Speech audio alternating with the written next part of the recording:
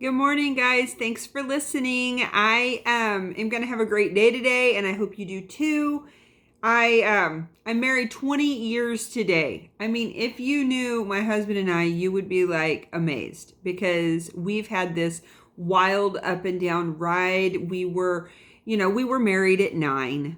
I'm just kidding. We weren't married at 9, but I feel really old to say that we've been married 20 years, but we were married at like 19. And so we've just grown up together. It's been so great and it's been so crazy. And I'm just super excited about it. But I was in my reading today, John 13, 34 and 35. I'm going to read it real quick. And it says, "So now I am giving you a new commandment. Love each other." By the way, this is Jesus talking. "Just as I have loved you, you should love each other. Your love for one another will prove to the world that you are my disciples."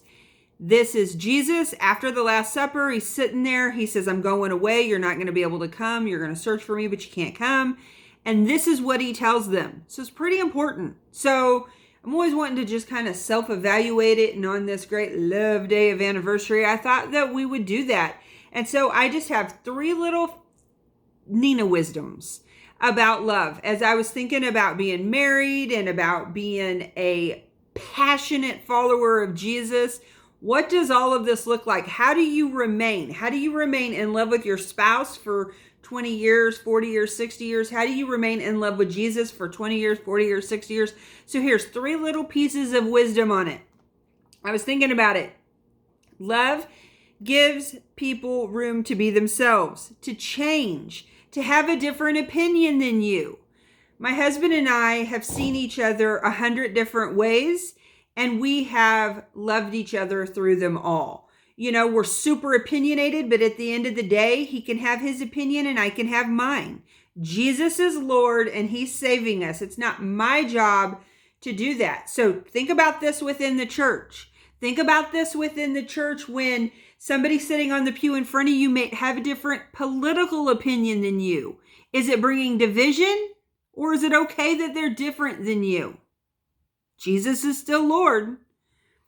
Love is not planted in cement. It's a flowing, moving action. I mean that by, it has to flow. It's movement. It's coming in and flowing into places. It can't be so cement that it has to be my way or no way. It has to be willing to flow and bend. It's more like this. It's not like it's my way. This is how I'm going to love you. And this is the only way. Because you know what? 5 years into your marriage, maybe your spouse needs to be loved a different way. You grow up a lot from, 19 to 25. So it has to be movable, flexible. Third one, love is a choice. It's not always a feeling. It's greater than a feeling. It's a choice. I wake up, my husband's pretty close to perfect, but there are days that he's not. Love is still a choice. I might not always feel like it, but it's a choice that I make. It's greater than, it surpasses the feeling of, oh, I really love you, the butterflies. It just surpasses that. Real love surpasses all of that. And our love for Jesus is the same way. I wake up and I don't always feel super connected to him. But you know what?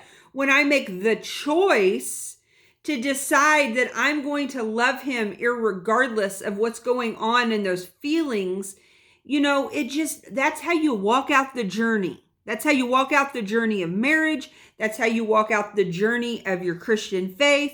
It's a choice. And so these are my 3 pieces of wisdom on love. I want you to have a great day. I'm praying for you, and I will talk to you tomorrow.